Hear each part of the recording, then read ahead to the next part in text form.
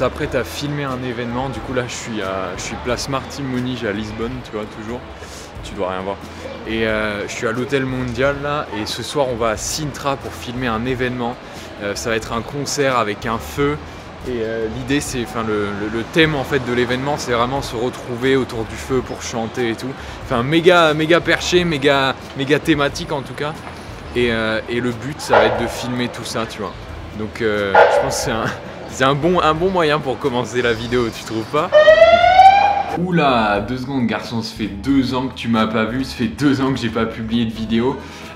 Laisse-moi te donner un petit peu de contexte par rapport à ce que tu viens de voir. Aujourd'hui, j'aimerais te raconter l'histoire du projet le plus ouf que j'ai jamais fait en termes de vidéo. Et pour te raconter comment tout ça s'est arrivé, comment je me suis retrouvé à filmer un concert au milieu d'un feu de bois dans la campagne portugaise, il faut d'abord que je te raconte comment j'ai rencontré la personne qui m'a invité à cet événement, qui a rendu tout ça possible finalement. Il y a 2 semaines, j'ai pris un engagement particulièrement important, qui me semble en tout cas particulièrement important, si j'ai envie de réussir dans ma carrière de vidéaste et de personne qui fait des vidéos type storytelling.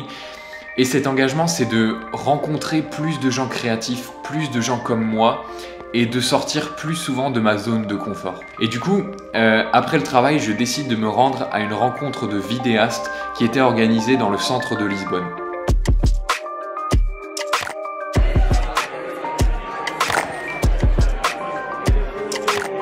Je rencontre un type, un Allemand qui s'appelle Malti, qui a 22 ou 23 ans, je sais plus exactement, mais autour de mon âge, qui fait exactement la même chose que moi, qui est même à un niveau un petit peu plus supérieur que moi en termes de montage, en termes de visuel. Visuellement, ce qu'il fait, c'est un truc de ouf, tu vois. Du coup, on échange nos numéros et on décide de se retrouver le lendemain pour aller shooter en fin d'après-midi pour la Golden Hour, tu vois. Histoire de shooter un petit peu avec quelqu'un, d'échanger nos techniques, d'échanger nos petits tips. Et alors là, tu vas me dire, oui mais Egon, mais c'est quoi le rapport entre ta rencontre avec Malti et ton événement dans la campagne portugaise? T'as raison de me poser cette question. Et justement, en fait, avec du recul, c'est précisément ce moment-là, c'est précisément cette décision de ma part d'aller dans du nouveau, de sortir de ma zone de confort, d'aller dans un nouvel événement et de me socialiser avec des gens qui font le même truc que moi. C'est précisément cette décision qui a fait que tout le reste a pu être possible. En fait, si tu veux, ça m'a mis dans une espèce de mindset d'ouverture aux choses inconnues, un mindset qui me permettait d'accueillir et de faire rentrer dans ma vie des choses nouvelles. Tu vas tout de suite comprendre pourquoi je te dis ça.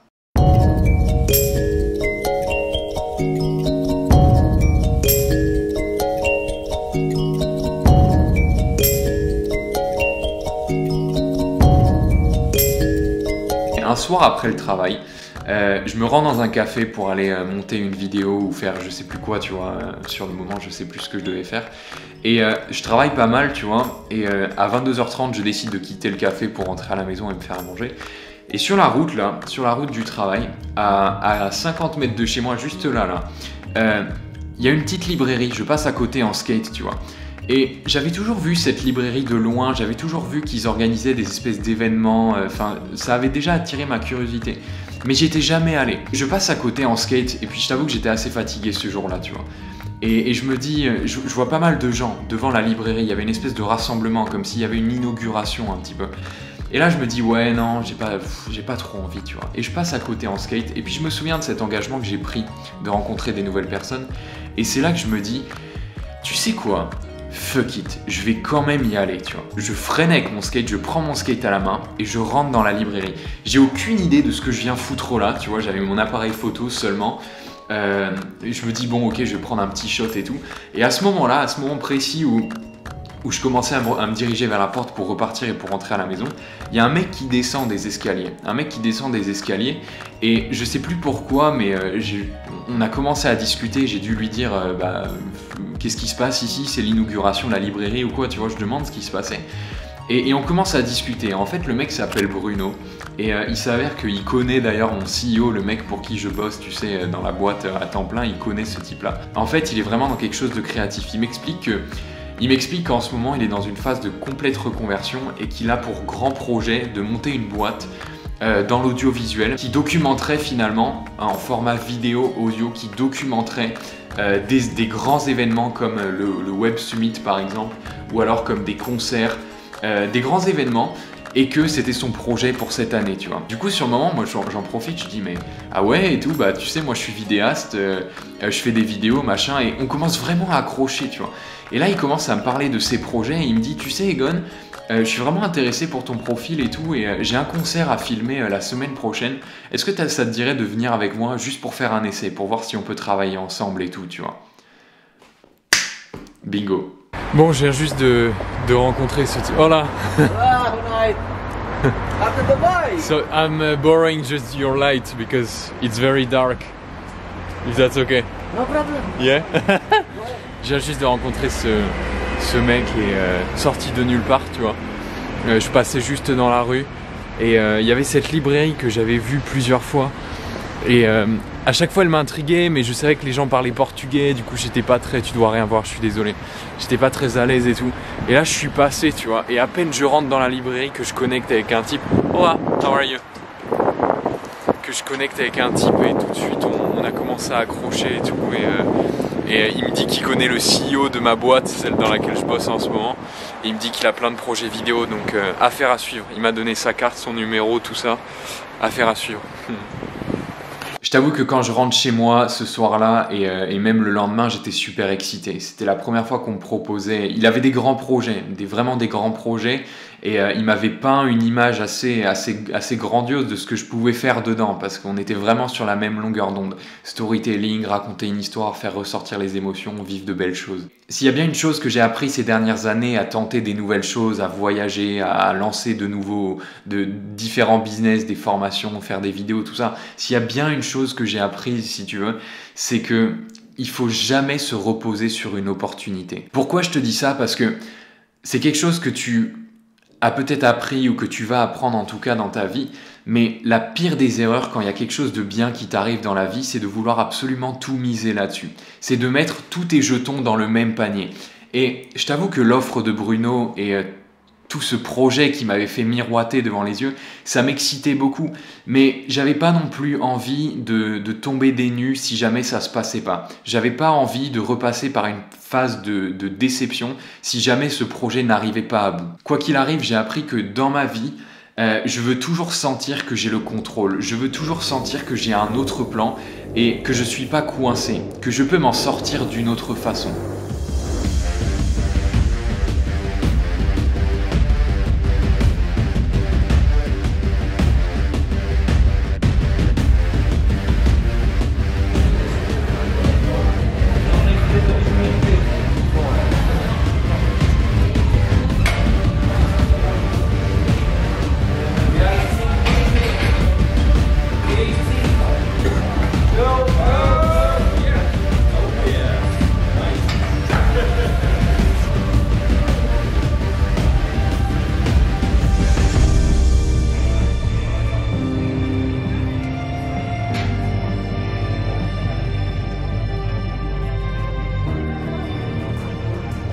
Et là, tu dois toujours te demander, mais Egon, c'est quand que tu nous parles du concert?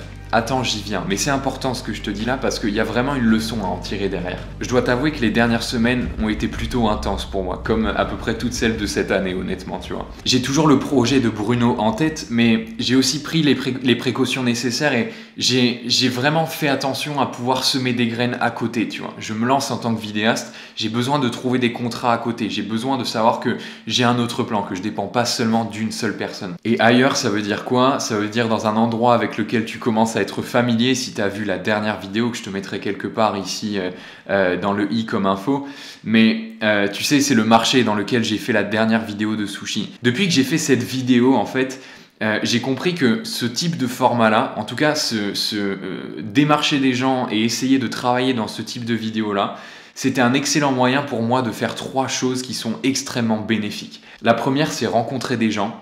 La deuxième, c'est m'améliorer en vidéo et faire grossir mon portfolio. Et la troisième, c'est sortir de ma zone de confort.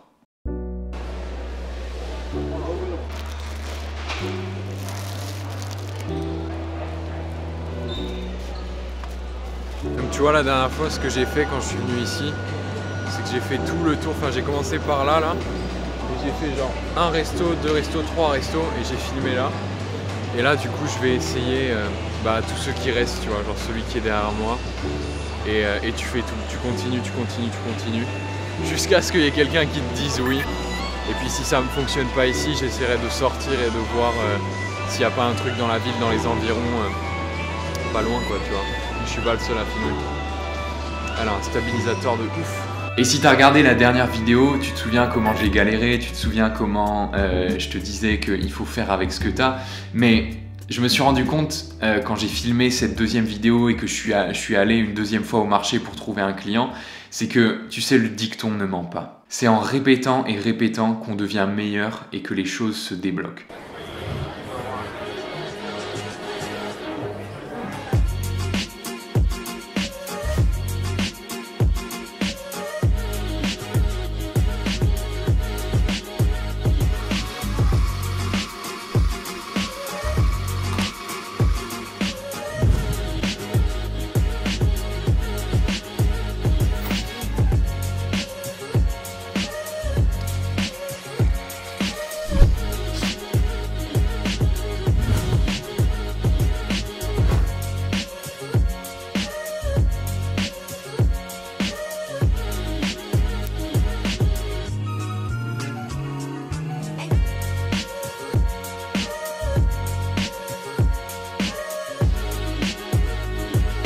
Pour la première fois, j'ai filmé des gâteaux, j'ai filmé beaucoup plus que la dernière fois au sushi, tu vois. J'ai vraiment appris mes leçons.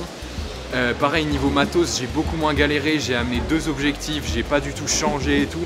Donc j'ai vraiment appris plein de trucs, j'ai plein de shots en mode bien porn food, en mode bien tasty, tu vois. Donc j'ai hâte de voir ce que ça a donné, je suis super content et pour mon portfolio, ça va être une super valeur ajoutée, tu vois.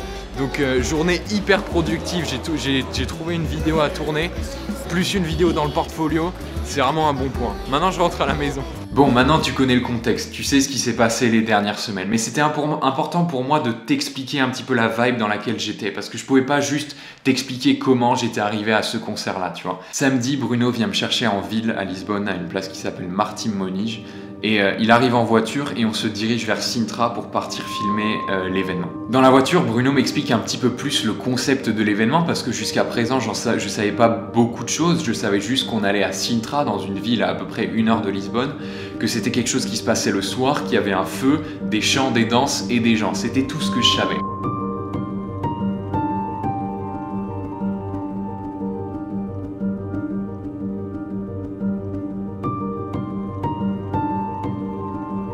Quand je suis dans la voiture, je regarde par la fenêtre et je me dis « ça me fait un bien fou de sortir de Lisbonne ». J'ai un petit peu peur parce que le lendemain, je suis censé bosser et je sais qu'on va rentrer tard.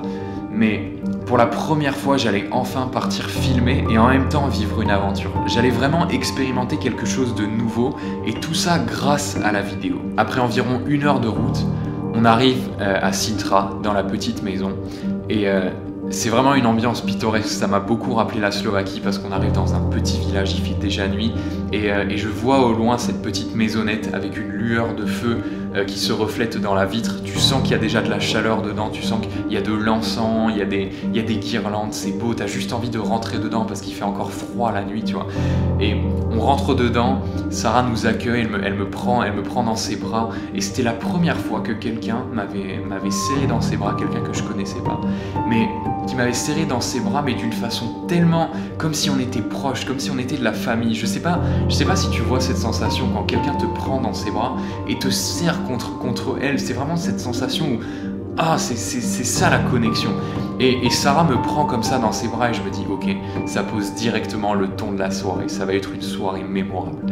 Ce que je te propose maintenant, c'est que plutôt que je te raconte, j'ai vraiment envie de te montrer l'ambiance qu'il y avait à cette soirée. Donc si tu veux bien, pose-toi 2 secondes et laisse-moi te montrer.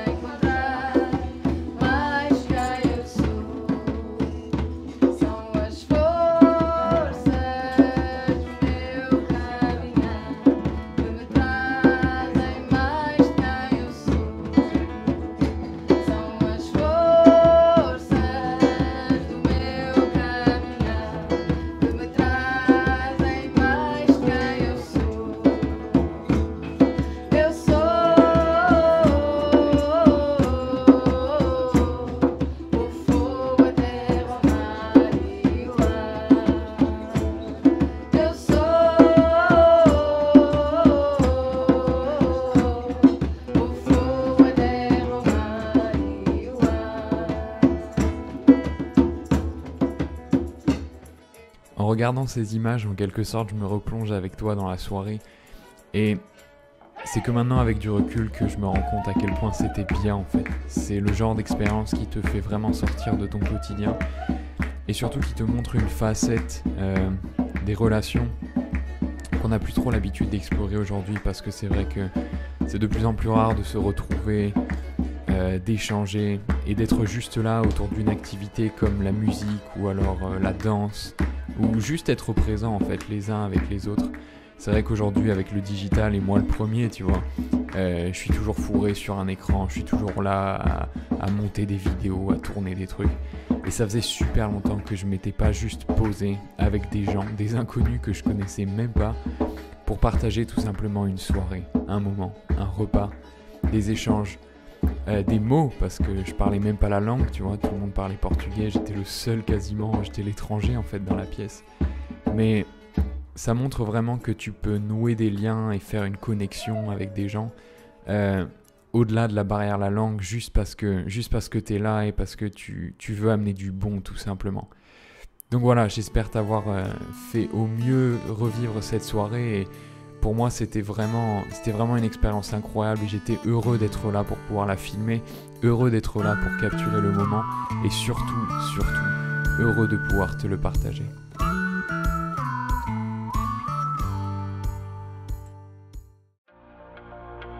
Et voilà mon ami, c'est la fin de cette vidéo. J'étais extrêmement content de te partager cette histoire-là. Tu l'as remarqué peut-être, il y a moins de vidéos en ce moment, mais tu as vu, j'essaie vraiment de miser un maximum sur la quantité. Je te cache pas aussi que tout ça me prend beaucoup de temps, tu vois, filmer des événements, commencer à travailler pour des clients, tout ça, ça prend beaucoup de temps, mais je compte pas m'arrêter. J'adore te laisser ces petites capsules, ces espèces de mini documentaires, travailler dessus pour que tu vois mon évolution et peut-être que tu apprennes aussi des choses que moi je vis au quotidien. Si tu as aimé cette vidéo, n'hésite pas déjà à me dire ce que tu en as pensé, à me raconter qu'est-ce que tu as ressenti pendant cette histoire-là, qu'est-ce qui t'a le plus marqué, qu'est-ce qui t'a le plus plu, qu'est-ce qui t'a le plus intrigué. Si tu as des questions, n'hésite pas aussi à me les laisser dans le commentaire. Honnêtement, plus j'aurai d'interactions sur cette vidéo, plus j'arriverai à faire connaître la chaîne. Donc si la vidéo t'a plu, sache que c'est la meilleure façon avec laquelle tu peux m'aider. Donc voilà, si tu découvres cette vidéo maintenant, c'est un vrai plaisir et merci pour ton attention et pour ton temps. N'hésite pas à t'abonner, à cliquer sur la petite cloche, à mettre un like, à partager à tes amis, à tes proches, à quelqu'un avec qui ça pourrait peut-être résonner, faire écho, tu vois. Et voilà mon ami, c'est tout pour moi. Je te dis à la prochaine dans la prochaine vidéo. Je te mets aussi les petites photos et le petit contenu qu'il y a eu récemment sur la semaine sur le compte Instagram. Et puis je te dis à la prochaine. Prends soin de toi, grandis chaque jour. Ciao.